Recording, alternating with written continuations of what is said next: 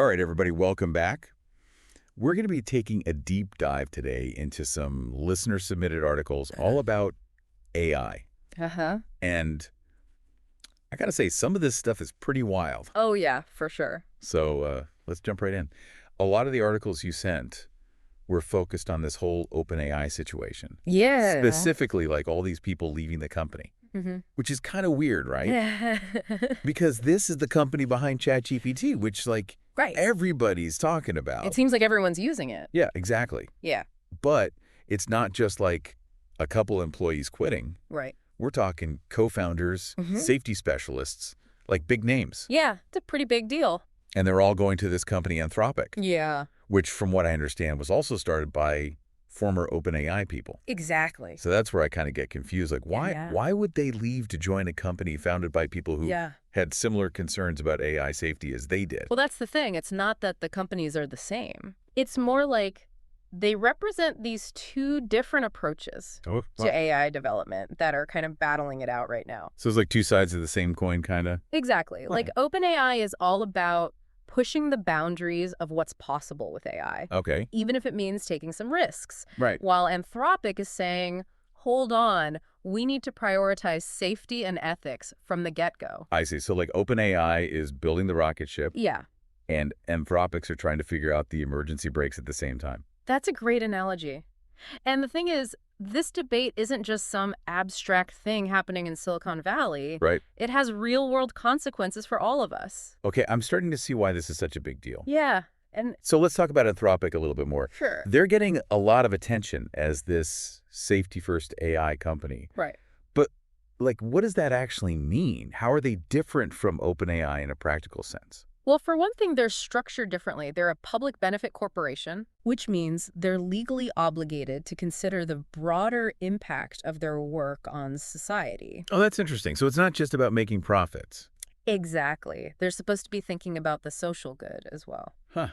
That's pretty unique in the tech world. Definitely. Okay, but beneficial AI sounds good on paper. Sure. How do they actually put that into practice? That's where their constitutional AI approach comes in. Okay, now that sounds intense. It is, but it's also really fascinating. Basically, they're trying to embed ethical principles directly into the AI's core. So, like giving the AI a moral compass from the start. Exactly. Instead of trying to control AI after it's already created. Right. They're trying to build it with ethics baked in. Interesting. So it's like a preventative approach to AI safety. Exactly. And it's a pretty revolutionary idea in the AI world. It could change how we develop and interact with AI in the future. Okay, now that is mind-blowing. So both OpenAI and Anthropic are kind of racing towards the future of AI. Yeah. But they're taking very different paths. And it sounds like this isn't just some abstract tech debate. This could actually have a real impact on how we use AI in our everyday lives. Oh, absolutely. Like, think about AI assistants. Both companies are working on developing super powerful AI assistants. Yeah.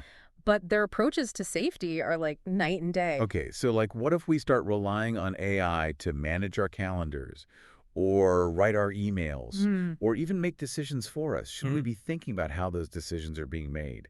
And who gets to decide what ethical even means for a machine? Those are the big questions we need to be asking. Yeah, definitely food for thought. Yeah. But let's talk about something a bit more concrete. Okay. The articles mention this Claude thing. Like, it's Anthropic's answer to ChatGPT. Right. What's so special about it? Well, it's built on that whole helpful, harmless, and honest principle we were talking about. Right. But what sets Claude apart is that it can actually interact with your computer interfaces. Wait, what? Seriously? So it's not just about generating text. Claude can actually open tabs, read spreadsheets, even navigate websites on its own. So it's like an AI intern who can actually do my work for me. Haha. In a way, yes. That's both awesome and slightly terrifying. It's definitely a game changer. So how does it compare to ChatGPT? Are they basically the same, but with different safety protocols?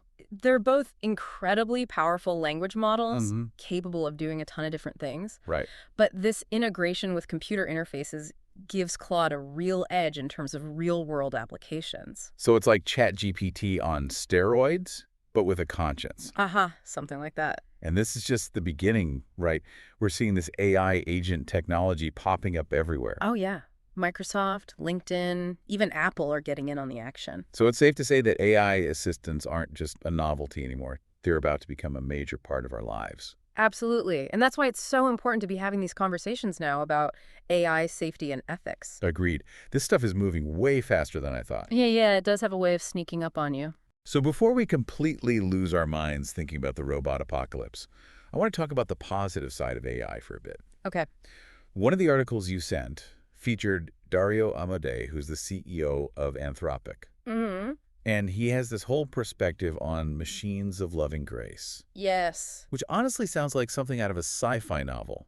But you're telling me he actually sees this as the future. He does. And it's not just some vague utopian dream either.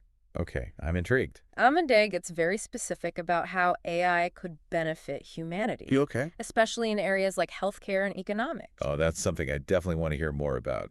After all that talk about robots taking our jobs, I'm ready for some good news. Well, then you're in luck, because that's exactly what we're going to dive into next time. All right, cliffhanger. I guess we'll have to wait for part 2 to find out. But trust me, listeners, it's worth the wait. Okay. So last time we were talking about Dario Amodei, Anthropic's CEO, and his whole machines of loving grace thing. Right. It sounds kind of like a sci-fi novel. Yeah. But you said he's actually serious about this being the future of AI. Oh, yeah, totally. He really believes AI can be this force for good. Okay.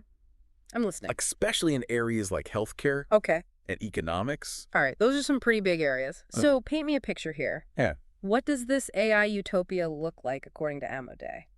So for starters in healthcare, AI wouldn't be replacing doctors and nurses. Okay. It'd be more like supercharging their abilities. Okay, so like what? Robot surgeons? Not quite. More like, imagine an AI that can analyze medical scans with like superhuman accuracy, catching things like cancer super early. Yeah. Or AI that helps develop personalized treatments based on your genes and stuff. So like medicine that's tailor-made for you. Exactly. That's pretty wild. Oh. Okay, I see where the loving grace part comes in, I guess. Right. But what about something like mental health? That's not exactly something a computer can easily diagnose. Well, actually, that's one of the areas where Amodei thinks AI could be hugely impactful. Yeah, like imagine an AI that can analyze your speech patterns. Oh, wow. Your facial expressions, even your writing, and pick up on subtle signs of depression or anxiety or PTSD. Wow. So it's like a super therapist? Kinda. It could help personalize therapy plans, provide 24/7 support, even help break down the stigma around mental illness. Okay, that's actually really powerful. But I can't help but think about, like, what if this tech gets misused? You know, like, Right. what's to stop someone from using it to manipulate people? That's the thing. Amodei's not naive to the risks. He knows there are potential downsides to AI. Okay. But that's why he's pushing for this idea of ethical AI development. Right, so it's not just about creating smart AI. Yeah. It's about creating AI that's aligned with human values. Exactly. Like, remember Anthropic's constitutional AI? Uh-huh. That's all about building in those ethical safeguards from the ground up. Okay, so it's not just about blind faith in technology. It's about actively shaping it to make sure it's used for good. That's the key. Okay, I'm sold on the healthcare front, but what about economics? You said AI can help with poverty, but earlier we were talking about robots taking our jobs. How does that all fit together? It's all about striking that balance. Oh. Amodei thinks AI can boost productivity in a way that benefits everyone. Okay. Like, imagine AI-powered tools that help small businesses compete, or AI that helps us manage resources more efficiently.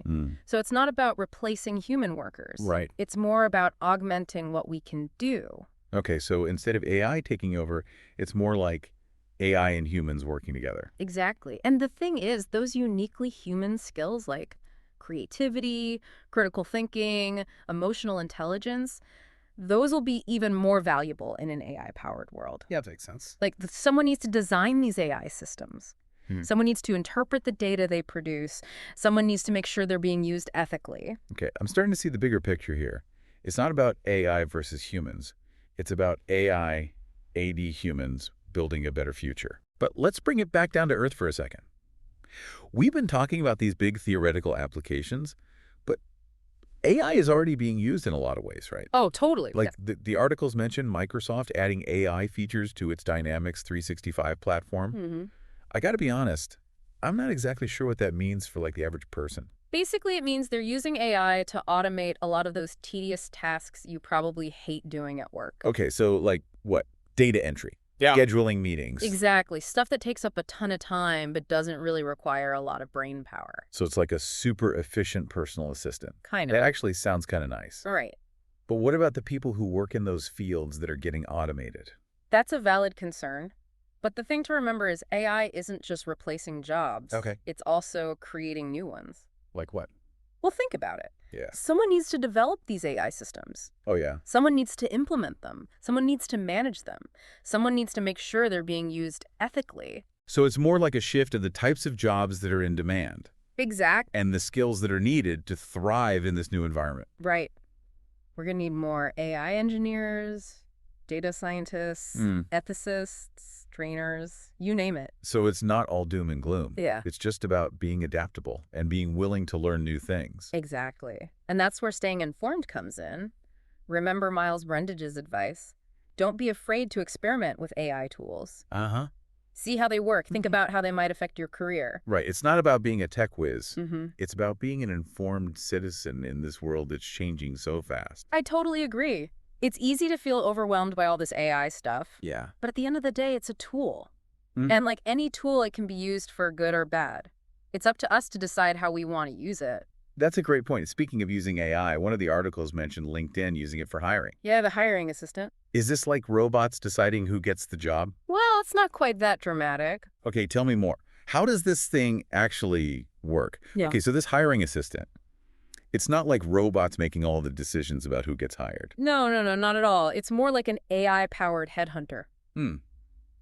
Okay, so what does that even mean? Well, basically, it can analyze tons of resumes really quickly Uh-huh. and match candidates with jobs based on their skills and experience. So instead of like a human recruiter spending hours reading through applications, Right. the AI does the initial screening. Exactly. It helps narrow down the pool to the most promising candidates. Okay, so does that mean no more awkward job interviews? Not quite. The AI is more like a filter, you know? Right. It can even like schedule interviews and give feedback to applicants. Oh, wow. But the final decision still rests with human. Exactly. If we can embed those ethical principles into the algorithms, then we can minimize the risk of unfairness. So it's not just about making the AI efficient, it's about making sure it's fair and equitable too. Absolutely. Okay. But even with the best intentions, can't things still go wrong? Of course. That's why it's so crucial to have these conversations, you know? Yeah. To anticipate those potential issues and figure out how to prevent them. Right, like having those ethical safeguards in place. Exactly. And it's also why we need diverse perspectives in the field of AI development. Oh, that's a good point. Like people from different backgrounds and cultures bringing their unique insights. Exactly. Because the more perspectives we have, the better equipped we'll be to identify and address those potential biases. Makes sense. Oh. Okay, let's shift gears a bit. One of the articles mentioned Apple integrating ChatGPT into Siri. Oh, yeah. Now, I use Siri all the time, but let's be honest. It's not exactly the most intelligent conversationalist. True. So is this going to change things? Like, will Siri actually be able to hold a decent conversation now? It could. ChatGPT is known for being able to generate really human-like text. Right. So imagine Siri being able to like draft emails for you or write reports or even help you brainstorm ideas. Wow, that would actually be amazing. Right. It'd be like having a little AI assistant in your pocket. Exactly. But isn't there a risk that people will become like overly reliant on AI? It's definitely something to think about. But at the end of the day, AI is a tool. Okay. And like any tool, it can be used responsibly or irresponsibly. It's up to us to decide how much we want to integrate it into our lives. That's a good point. It comes back to that advice from Miles Brundage. Yeah. You know, familiarize yourself with these AI tools, understand how they work, and think about their impact on your life. It's not about being a tech expert. It's about being an informed citizen in this crazy world we live in. Absolutely. And it's about being both optimistic and skeptical about AI. Oh, that's a great way to put it. Like, AI has the potential to do some incredible things. Yeah. But we also need to be aware of the risks and approach it with a critical eye. Totally agree. Well, this has been an amazing deep dive. I gotta say, I'm feeling a little overwhelmed, but also super excited about the future of AI. Me too. So what's like the one key takeaway you want our listeners to remember from all of this? I think the biggest thing is that AI is already here. Yeah. And it's shaping our world, whether we realize it or not. Sure. So instead of being afraid of it or ignoring it, we need to engage with it. We need to understand it. And we need to help shape its development. So well said. And on that note, we're going to leave you with a final thought to ponder. Okay. Imagine you had access to a powerful AI tool. What would you use it for? And how would you make sure it was used ethically and responsibly? Let us know your thoughts, and until next time, keep exploring the fascinating world of AI. Hi everyone, and welcome to the K-Scoop, Seoul Office View. This is a global podcast created by August, a media newsletter run by Korean media experts. The original content was written in Korean, and we produced it in English with the assistance of Google Notebook LM. If you'd like to read more articles and see the original Korean version, please find the links below.